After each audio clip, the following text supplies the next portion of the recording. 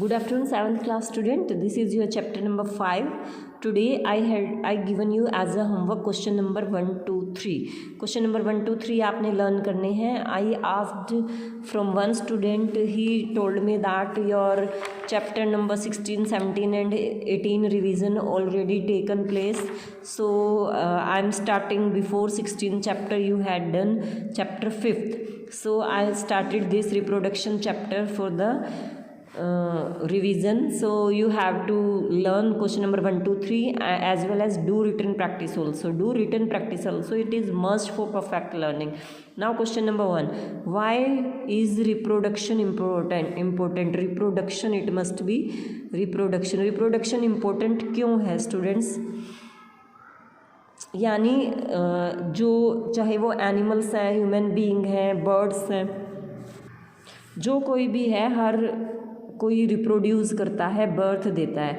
And like dog है, dog सिर्फ एक टाइप तो नहीं है ना डॉग की बहुत सारी टाइप्स होती हैं. ऐसे ही हम अगर बर्ड्स की बात करें, बर्ड्स भी कई तरह के होते हैं. तो यानी सबकी अपनी अपनी प्रजातियां होती हैं, सबकी अपनी अपनी स्पीसीज़ होती है.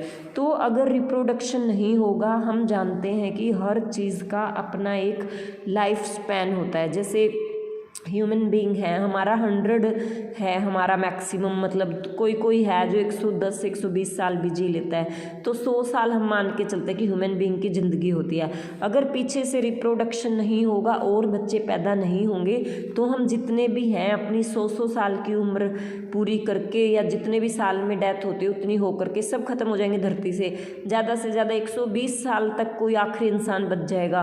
तो सारे इंसान धरती से ख़त्म, तो यानी जो स्पीसीज़ है ह्यूमन बीइंग की वो लुप्त हो जाएगी, वो एक्सटिंक्ट हो जाएगी, वो ख़त्म हो जाएगी धरती से. इसीलिए ज़रूरी है कि पीछे पीछे अगर मृत्यु चल रही है तो जन्म भी चलना चाहिए, जन्म भी होना चाहिए अगर मृत्यु हो रही है, ताकि एक स्पीसीज़ जो है वो ख़त्म ना हो धरती से. इसलिए रिप्रोडक्शन बहुत ज़रूरी है ताकि धरती के ऊपर जो ज़िंदगी है वो चलती रहे. ठीक है. और जो कोई भी पर्टिकुलर स्पीसीज़, आप किसी की भी बात कर लें, उस स्पीसीज़ की पॉपुलेशन जो आबादी है वो बढ़ती रहे. All right. तो ये अपना आंसर है. Reproduction is important for the continuity of life and for survival and for increasing the population of any species. आप सिंपली यहाँ तक कर सकते हैं, reproduction is important for the continuity of life and for increasing the population of any species. ठीक है. ये कुछ यहाँ पे सेंटेंस बना, नहीं पता नहीं बच्चे ने क्या लिखा हुआ था, तो आप ऐसे करेंगे. Question number 2, when does a seed germinate? Seed कब जर्मिनेट होता है? आपने सीड को मिट्टी में सो तो कर दिया, SOW, सो मतलब बोना. आपने मिट्टी में तो गाड़ दिया बीज को. अब वो प्लांट बन करके कब निकलेगा धरती में से? छोटा सा पौधा जो यंग प्लांट है वो कब निकलेगा उसमें से? सीडलिंग में कब जर्मिनेट होगा स्टूडेंट्स? तो उसके लिए हमें किसकी ज़रूरत होती है? एयर की ज़रूरत होती है, वाटर की ज़रूरत होती है और टेम्परेचर की ज़रूरत होती है. कि बीज जब धरती में है तो वहाँ पर सोइल्स के पार्टिकल्स में गैप होता है, तो उसको एयर मिलती रहेगी, उसे जो है वाटर हम देंगे, एज वेल एज थोड़ा बहुत गीली मिट्टी है तो थोड़ा बहुत पानी मिट्टी से उसे मिलता रहेगा, और टेम्परेचर. ठीक है. तो ये 3 चीज़ें चाहिए होती हैं जर्मिनेट करने के लिए. तो जर्मिनेट करने के लिए एयर, वाटर एंड टेम्परेचर की रिक्वायरमेंट होती है. देखो, खाना बनाने के लिए तो हमें क्या चाहिए? एयर में से प्लांट को क्या चाहिए? कार्बन डाइऑक्साइड चाहिए. लेकिन सीड को जब जर्मिनेट करना है तो उसे ऑक्सीजन की ज़रूरत होती है, और जो कि सोइल के पार्टिकल्स में से जो एयर है उसमें जो ऑक्सीजन है वहाँ से वो सीड जो है लेगा. लेकिन जब वो प्लांट बन जाता है, उसके लीव्स लग जाते हैं, तो उसके लीव्स क्या करेंगे? लीव्स फोटोसिंथेसिस करेंगे, और फोटोसिंथेसिस के लिए वो कार्बन डाइऑक्साइड लेगा, और रूट्स जो है सोइल में से ऑक्सीजन लेते हैं. तो इसीलिए हम कहते हैं कि जो प्लांट्स हैं वो रेस्पिरेशन भी करते हैं और फोटोसिंथेसिस भी करते हैं. रेस्पिरेशन तो उनका 24 घंटे चलता है, बट जो फोटोसिंथेसिस है वो सिर्फ दिन में होता है, बिकॉज उसके लिए सनलाइट की रिक्वायरमेंट होती है. Then student come to question number 3, give 2 difference between self pollination and cross pollination. 1 second आप रुकेंगे. Let me take another notebook to explain it. See, जैसे सपोज ये कोई प्लांट है, ओके, एंड इसके ऊपर ये एक फ्लावर लगा हुआ है, क्या लगा हुआ है, फ्लावर लगा हुआ है, लाइक दिस।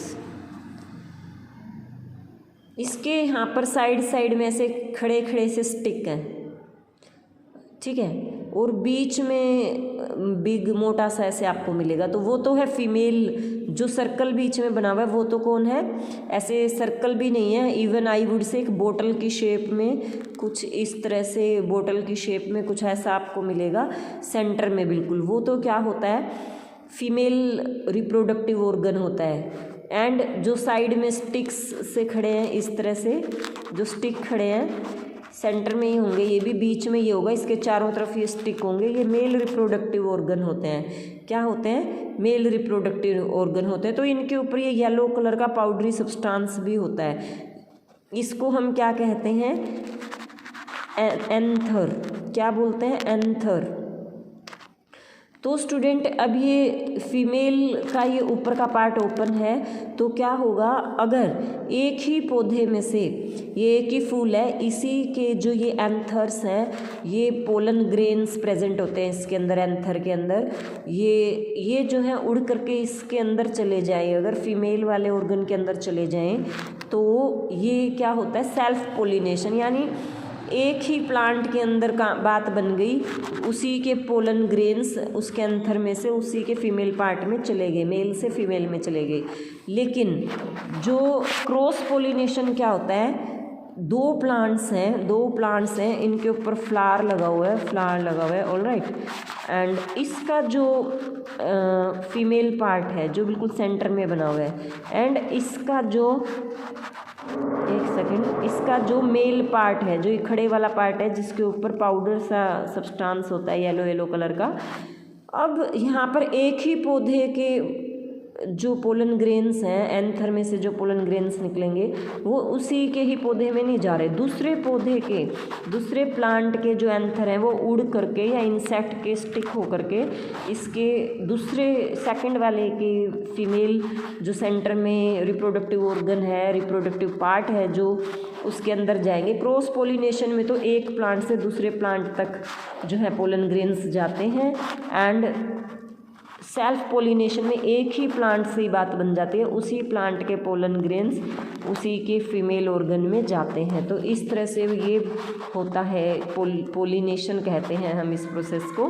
पोलिनेशन दो तरह का होता है, self pollination and cross pollination. Cross pollination में दो पौधों की ज़रूरत पड़ेगी, एंड सेल्फ में अपने आप खुद से ही वो पोलिनेशन कर लेता है। तो इस तरह से होता है बेटा। तो चलिए हम आपकी जो नोटबुक में राइट किया है वो स्टडी करते हैं। What is question? Give two difference between self pollination and cross pollination. तो when pollens from the anther of a flower is transferred to the stigma of same flower, this process, यहाँ पे पता नहीं ये बच्चा क्या लिखना चाह रहा था, तो हम यहाँ पे सिंपल लिख सकते हैं, this process is called self pollination. All right, तो पोलन लिखो या पोलन ग्रेन्स लिखो, एक ही बात है। तो देखो ये जो फीमेल पार्ट है ये कुछ इस तरह से बना होता है, तो इसका जो ये है, ये बीच वाला हिस्सा तो स्टाइल कहलाता है, इसका बीच वाला हिस्सा तो स्टाइल कहलाता है। बिल्कुल नीचे ओवरी होती है इसकी, 3 पार्ट होते हैं फीमेल ऑर्गन के। फीमेल ऑर्गन को कार्पेल भी बोलते हैं, एंड मेल ऑर्गन को वो क्या कहते हैं उसको, स्टेमन बोलते हैं मेल ऑर्गन को, एंड कार्पेल बोलते हैं फीमेल ऑर्गन को। तो जो इसका ऊपर का माउथ है इसको हम बोलेंगे स्टिग्मा, एंड ये जो बीच से की पाइप है ये स्टाइल, और आगे जो है ओवरी। ठीक है, यहाँ पे ओवरी, यहाँ पे बीज बनते हैं आपके। When pollen from the anther of a flower is transferred to the stigma of same flower के स्टिग्मा में ही जब एंथर से पोलन ग्रेन्स ट्रांसफ़र हो जाते हैं तो उसको हम कहते हैं self pollination. When the pollination from the anther of a flower is, when pollination नहीं बेटा, पोलिनेशन तो प्रोसेस होता है। Pollens, he must write pollens, यहाँ पे पोलन्स आना चाहिए, पोलन ग्रेन्स या फिर pollen. Pollens from the anther of a flower is transferred to the stigma of a flower in another plant. दूसरे प्लांट के फ्लावर के स्टिग्मा के अंदर, स्टिग्मा कौन, पार्ट ऑफ, मैंने बताया ना जो फीमेल रिप्रोडक्टिव पार्ट है उसके 3 हिस्से होते हैं, तो जो ऊपर वाला हिस्सा है उसको स्टिग्मा कहते हैं, उसके माउथ को।